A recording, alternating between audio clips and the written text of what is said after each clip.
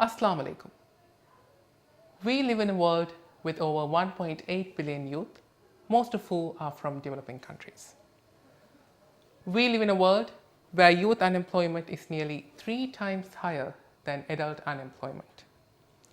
Here in the Maldives, 52% of our population are youth, and a growing number of them are asserting their right to engage in public life and make meaningful contributions to the community around them. However, for them to achieve this, their voices need to be heard in the corridors of power and policy making. The question is, should we give them the chance? Do they matter in the grand scheme of nation building and policy making? I'm Jashin Ahmed, and this is the Fourth Estate.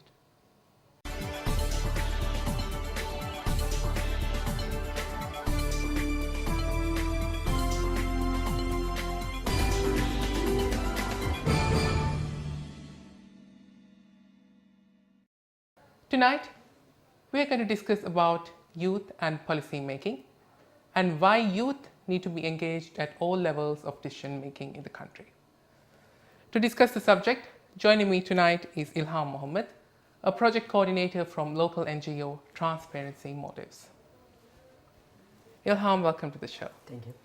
Now, to start off, we need to establish a definition for the term youth, which is in very common use in our society right now. So, how would you define the term youth? That's a very important and a very good question, as you have mentioned. So, to start the conversation, we should know when we talk about youth, what the definition of youth is. Actually, the definition of youth is country specific. In different countries, the youth group is defined in different ways. We take the age group as the reference point. For example, if you take Nigeria, the age group is from 18 to 35, and if you take Brazil, it's a bit the age range is a bit narrower. It's from 15 to 25, and in UN they have a particular definition for their research purposes. Their age group is from 15 to 24.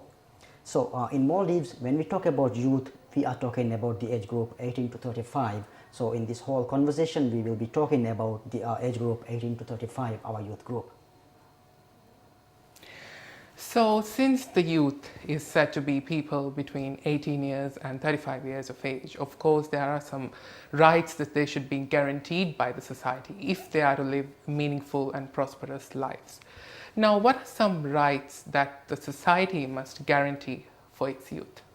I think the most important right is for them to be part of the policy making community, apart from those rights that are mentioned in our constitution and various other international conventions.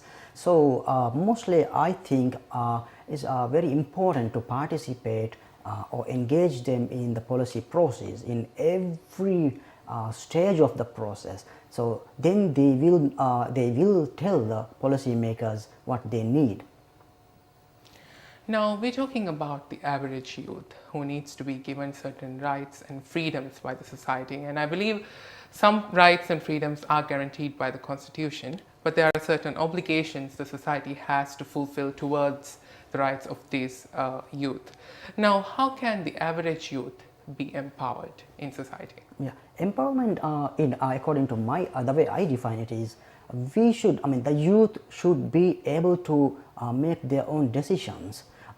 Their policies should be youth driven, not dictated by the adults or some policy makers, some parliament members. They should ask them. So that is one of the basic rights for the youth, in my opinion, to contribute to the society in a way that they tell their policies, they tell what they want, not by someone else.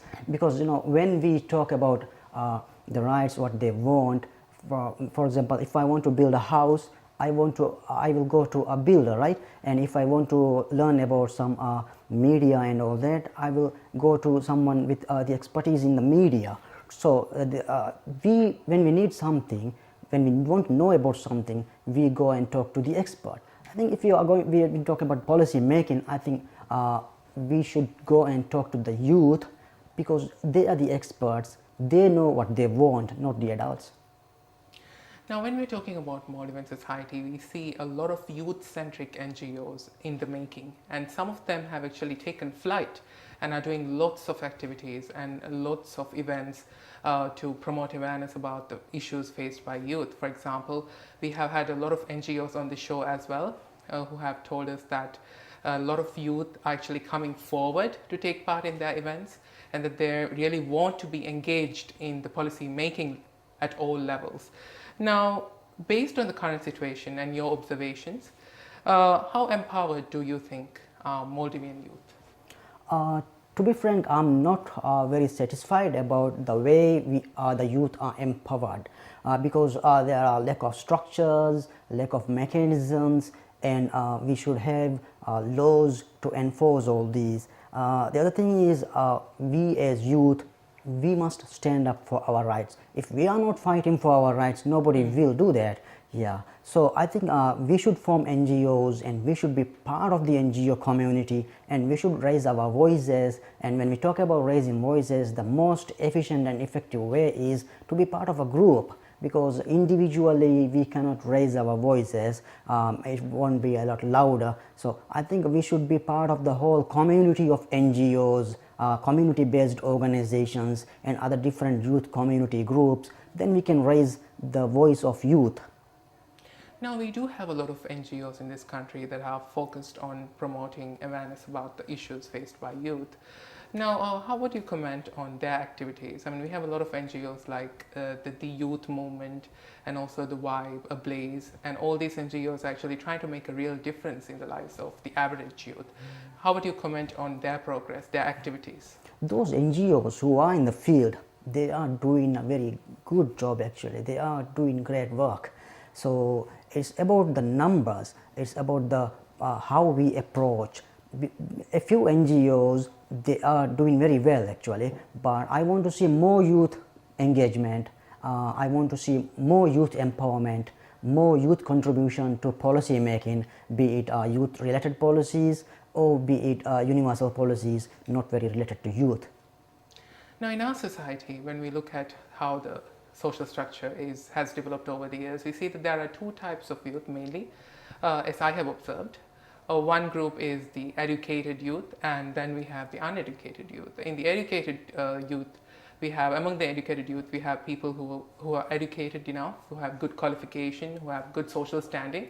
But on the other end of the spectrum, we have people with the opposite characteristics. But since we are talking about equality and we are talking about justice for youth, we need to include these two groups and bring them to the same table and make laws and engage them at all levels of policy making. Now, can you tell us how important is it that we integrate all sorts of youth into the policy making process? Yeah, thank you. We are talking about those youth who do not have opportunities, educational opportunities. Because of the lack of educational opportunities, they will not have opportunities for employment. Ultimately, that will lead to poverty and other social problems that will actually damage our social fabric. The crime rates will go up and all these will happen in a dominoes effect. One thing will lead to another and the whole thing will collapse. So when we talk about youth inclusion in policy making and the whole sphere of politics, I think we should talk about youth related policies as well as policies for the vulnerable youth. So we should consider the groups of vulnerable youth, and then we should put their issues on the agenda. To put these issues on the agenda, of course we need youth to work on that, because if we work together, because we contribute the youth out of the total population, the youth is more than a quarter. It's 33.7% of youth in our population. So if we work together, definitely we can achieve all this what we want. Now, we have some disadvantaged, vulnerable groups in our society, and most of these groups include a large number of youth. And most of these youth, and some of them are actually deprived of educational opportunities, so they have nowhere to go. Without any educational qualifications, they can't get a job. When they can't get a job, they don't have any finances with them to actually progress ahead in life, to go beyond that point where you actually start a life and build a career pathway. Now, how can we address the concerns and issues of these vulnerable groups of youth exactly? I think we should start with the policies. Yeah, because the policies come into play because we have some problems in the society, and the most important problems will go to the agenda because we push those problems forward and we create awareness. So let all the youth make the public aware of these problems and then put it on the government public policy agenda and let it be discussed first of all. Are we pushing enough? I think we do not have a platform to push enough. Yeah. Now, I have with me a quote from the UN Secretary General Ban Ki-moon, who recently said in a speech that failing to invest in our youth is a false economy. Now, would you comment on this statement? That is very true actually. As I have already mentioned, more than a quarter of the population is youth, and if our population of youth is not contributing well enough into the policy process to solve problems and to participate in our everyday politics activities, I think our democratic system will collapse without them, because when this large portion of the society is not contributing, not participating, we are not, the democracy will not function, because a democracy will not work without people's participation. And when we talk about people's participation, this large crowd of youth, if they are not willing to participate and if they sit back and watch the whole scenarios happening, I think there's a very bad thing going on. So I think the youth must come forward and move the nation forward and turn the wheels of the economy through their contribution to the society. I think we have a lot to work. We should do a lot, and there's a lot that we can do actually. Now, for society to progress, obviously, there has to be an understanding between the state authorities and the general public. For example, in context of youth development, we can say that I believe that the government should appreciate that youth are important, that they are central to the decision-making process, and also at the same time, the youth must realize themselves that yes, we do matter, that we are important and central to the process. Do you believe there is such an understanding on the part of the youth in this country? I think on the part of the youth, they understand that they are very useful. They are a vital human resource. They contribute as a human capital. I mean, if they are empowered.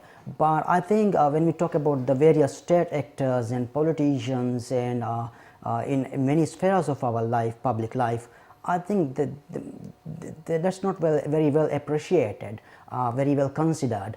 So when we talk about the whole democratic process, when we talk about good governance, and if we are not talking about youth, their empowerment, I think our democracy will not move forward. And the other thing is, like when we talk about youth empowerment, we should talk about youth mainstreaming. It's not about making some policies or dictating some policies for youth by some adults.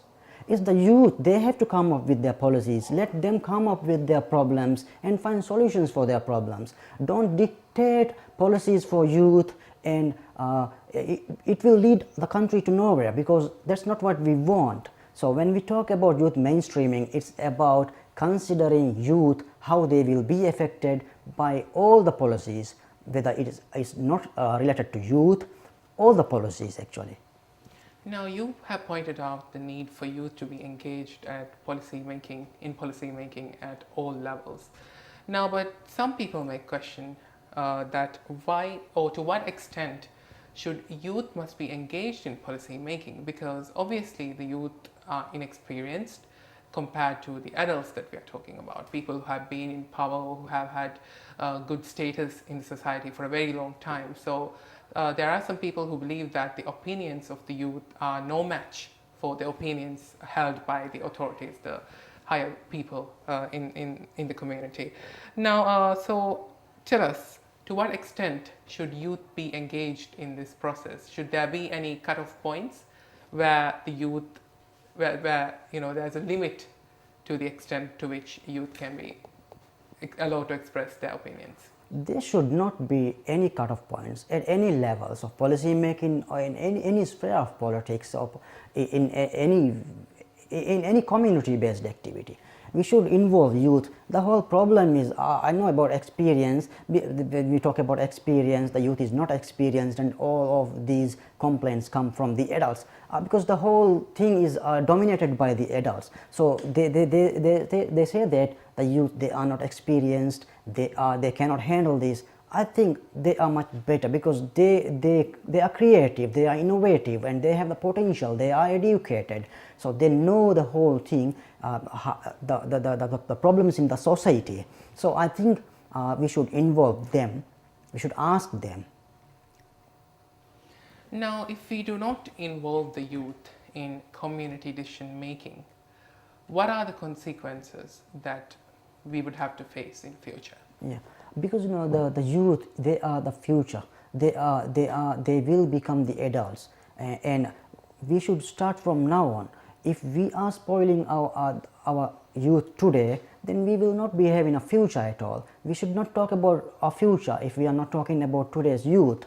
So that means if we are not providing educational opportunities, if there is a lot of health problems faced by the youth population, then I think there will be future consequences. The whole social fabric will be affected. There will be a rising in a lot of problems, and I think we should focus more on youth. We, in conversation with Ilham Mohammed, a project coordinator from local NGO Transparency Motives, will now take a short break and return in a few minutes. Neutro Special Crackers eta bike itbar hoda pave. Varam mir. Neutro Special Crackers ki packet gagin adada ka biskode kuleve agiya miru biskode. Warak kamada biskode. Binda binda kala Neutro Special Crackers.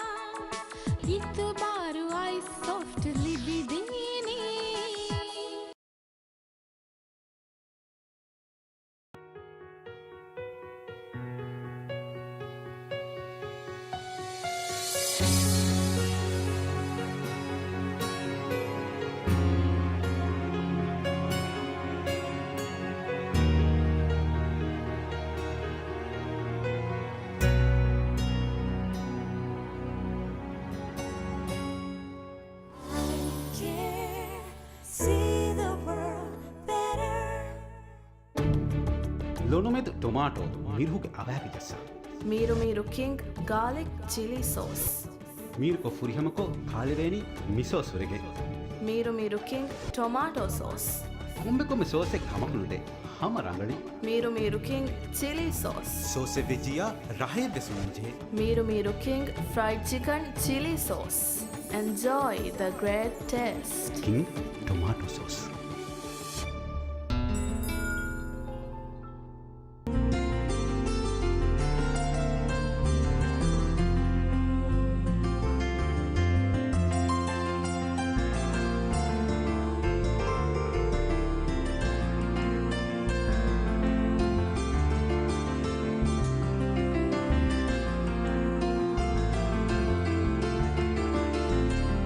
Tom Garden, imported and marketed by Miami Traders. Phone 331-8850. Sena, ko ba seltane monita? Ade kon sel miharu set we unga bari enha sufia ge wefari hassate ka rufiyan kolle enha sufia ge wefari red wave komendara katias ha hege badal ga haste ga rufiya wanata ti kiya mariya ba red wave unga funani emi hu vikauga emmem swikanama takati ga gubodu ge ekak was nuge eden hama sate ka ga wa ha rufiya ge wefari hassate ka rufiyan kolluma red wave majidi maga red wave mart roshani red wave plaza sayid ku ek fan maga adi red wave mall majidi maga wada ti ba ge jeebat chinste ka rufiya jama ko da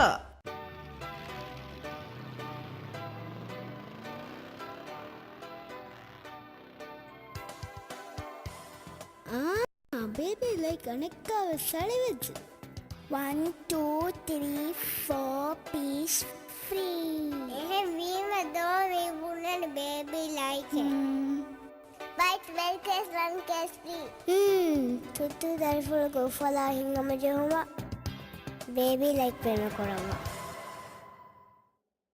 ತಿರಾಗ್ postpaid ನಂಗವ ಅದಿ ಆಯ್ಲಾಕ್ ಸಿಂಗಪೂರ್ಗ ಉಫಾರಿಡ್ ಚುಟ್ಟಿಯಂಗ್ ಹೇದ ಕೊಲ್ಲುಮ್ಗೆ ಫುರ್ಸತ್ ಹೋದ್ದವ ಹತ್ತರ್ ಬೇಫ್ರುನ್ನಂಗ್ ಹತ್ತರ್ ಬೇಗೆ ಹುರುಂ ಅದಿ ಸಿಂಗಪೂರ್ಗೆ ಮಶೂರ್ ತಂತಂ ಬಲ್ಲವಾಲೆವುಮ ಟುವತಗ್ಗೆ ತೆರೆಗ Night Safari river cruise Gardens by the Bay ಅದಿ ಯೂನಿವರ್ಸಲ್ ಸ್ಟುಡಿಯೋ ಬಲ್ಲವಾಲೆವುಮ್ಗೆ ಫುರ್ಸತ್ ತಿರಾಗ್ ಪೋಸ್ಟ್ಪೇಡ್ ನಂಗವಾಗೆ ಸಿಂಗಪೂರ್ಗ ಚುಟ್ಟಿಯಂಗ್ ಹೇದ ಕೊಲ್ಲವ್ವ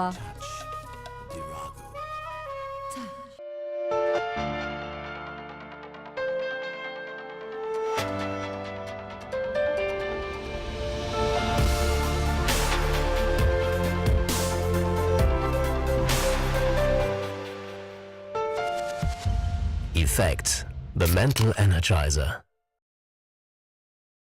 And England need to find a goalkeeper from somewhere. Look at that! He's only waiting for them! New hero! Extraordinary! ವರ ಬಲಾಗೆ ವಿಷ್ಣುತರಿಕಮಾಯಕು ಹುವಾಲೆವೆ ಮಿಸಾಫತಕಿ ಶ್ರೀಲಂಕಾಗೆ ಫರ್ಬದು ಮತೀಗ ಬಂದು ಕುರೆವೆ ಮೀರು ಸಾಫತೆ ತಾಜಾ ಕಂಕೆಲ್ಲುವಾನುಲ ವರ ಬಲಾಗೆ ಬಂದು ಕುರುಗೆ ಸಬುಂ ಕೊಮ್ಮೆ ಮೀಹಕವ್ವೆಸ್ ಅಕ್ಬರ್ ಸಾ ಮೀರುವೆ ಅಕ್ಬರ್ಗ ಎವ ರೈಟ್ ಕುಲಾಗೆ ಅಸ್ಲಕಿ ಮಿಸಾ ಕ್ವಾಲಿಟಿ ಕೊ ಫ್ರೆಶ್ ಕೊ ಉಪಯುಕ್ತಮಕ್ ಕುರುವೆ ಮಸಕ್ಕತುಗೆ ನತೀಜಾ ಅಕ್ಬರ್ ಫ್ರೆಶ್ ಅದಿ quality ಮೀರು saw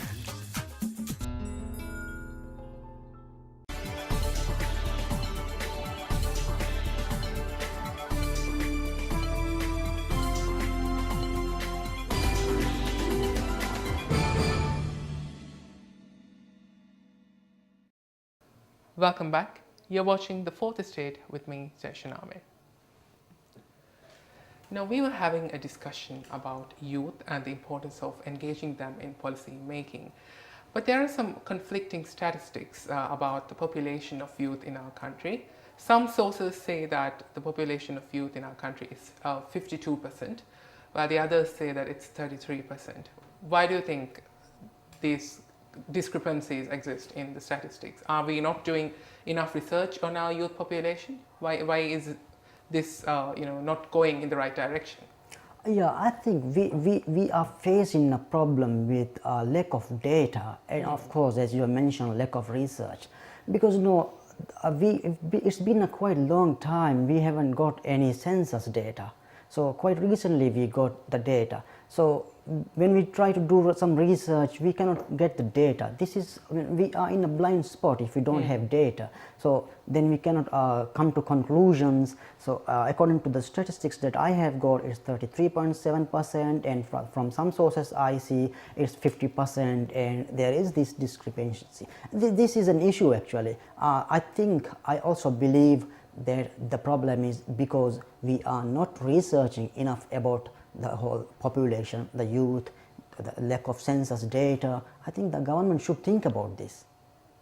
Now, we're seeing that the government is building lots of football stadiums for the youth and doing many other initiatives, undertaking many other initiatives to actually provide a healthy recreational environment for our youth. And now, do you think that there is something else that the government is missing out on as far as youth development is concerned? I appreciate the government doing all the building all these facilities. That's important. The youth need to have a healthy lifestyle. But besides that, I think there should be some research on what the youth actually wants. Of course, they want a football stadium, they want other recreational facilities, some parks and some playgrounds. But besides that, what about the education? What about the health? What about the other facets of life? I think the best way is to do some research that involves the youth. While the policy makers are engaged in policy making, why not they consult some NGOs, youth driven NGOs? They should consult them. Today we met the Secretary General of the Parliament. He told that there are a lot of routes that the NGOs can access the parliamentary processes. So I think the youth community, the youth NGOs should find out what they can do to influence the policy process. Now, Recently, the Youth Ministry set up an unemployment register for youth who are unemployed to come and register and give their information to the Youth Ministry so that the ministry can help them out later. Now, according to the statistics that we have received, more than 11,000 youth have actually registered in the process. And this actually points to a very huge problem in our society, which is youth unemployment. Now, in this world, we have youth unemployment standing at 3 times higher than adult unemployment. And if we cannot address this issue in time, I think that it's going to be a huge obstacle to youth development. Now, NGOs like the Transparency Maldives, I believe, have a lot of focus on the youth. Do you focus on providing employment for youth in any way? It's not about directly helping youth get employment opportunities, but we focus on improving youth, letting them know how they can participate in policy processes. During the last week, even we held a seminar. A group of 27 youth attended, and we told them how they can participate in the whole policy making process. We taught them about the democracy, we taught them about human rights and how to engage in a civic participation project. So that's how we are creating awareness among the youth, that we are paving way for them through giving them some knowledge about these structures and processes. Now, Transparency Maldives is an NGO which specializes in tackling corruption, and corruption is an issue which is insidious. It's in all the corners of the society, whether you look at all the branches of the society, in all sectors we see corruption manifesting in some form. Now, since the youth form the majority of our population, if not the majority, a large share of the population, I think it's important that we actually allow them to understand the effects of corruption, actually work to prevent corruption from persisting in the society. Now, are you satisfied with the efforts of local NGOs to tackle corruption via the involvement of youth? Yeah. The thing about corruption is it's a very much hidden activity, as you have mentioned. Actually, it is hidden. People don't, it's difficult to know where the corruption is happening. We got some statistics, we got some perception index, but I think there is more to that. That is just the number we see, that's just the perception. I think the corruption rate is much higher than that actually, that's what we see normally. So when we talk about youth being engaged in combating corruption, I think we should start with ourselves as youth group members. So for example, if we at school, if we are engaged in some corrupt practices, then we are teaching others that we should be exemplary to our youth group members, that it starts from us, that we should stop corruption, we should have integrity. Yeah. For example, if we commit plagiarism at school, that means we are starting with some corrupt activities, and then we become adults, we will be doing the same thing if we don't think about that. So the chain of corruption should break with the youth, because we got the large portion of the society. Now, since you mentioned that corruption can manifest itself in the form of a simple thing such as copying your notes off the internet and passing it off as your own. So these are the simple acts that can qualify as acts of corruption, and our youth need to be actually taught about these acts so that they may actually prevent it from happening in their own lives. Now, do you think the youth are aware of such simple acts of corruption? Do you think there is an understanding that corruption is wrong, that corruption needs to be prevented, that by doing this I'm being corrupt, and by doing that I'm being the opposite of being corrupt? Do you think there is an understanding? Do you think there's a moral basis for their actions? I think there is. The thing about these activities is, when we talk about corruption, we are talking about a public official using his power for his private gain. That is public sector corruption, but normally this type of corruption starts from the very beginning. For example, the student copying paper, right, some information over internet and without citing, it constitutes of plagiarism. That's how it starts. So in our definition of corruption, we are talking about the use of public resources for private gain, but the whole point is, let's not be engaging in such activities, any activities which might constitute to corruption. Of course, that act of copying is also part of corruption. So the whole idea is we should be exemplary to the others. So we can dictate, we should practice what we preach. So the pledge, it should break from while we are at school, and the school authorities, they should also teach children that these are corrupt practices and there should be penalties for doing this. Now, what would be your vision for Maldivian youth community? Yeah, I want the youth and the public to know that the youth community is very important for the development of our nation. I actually want the youth to contribute and to participate in the whole process of policy making. I want them to be good role models depicting the good citizen behavior. Sorry to cut you short, but that's all the time we have now. Thank you, Ilham, for joining us tonight, and we wish the Transparency Maldives all the best in its efforts to create a corruption-free society, and at the same time making sure that our youth contribute meaningfully to the Maldivian community. Yeah, thank you very much. Welcome. This is me, Jashin Name, signing off, hoping to return next week to discuss yet another issue of national and social importance. Thank you for watching. Have a pleasant evening.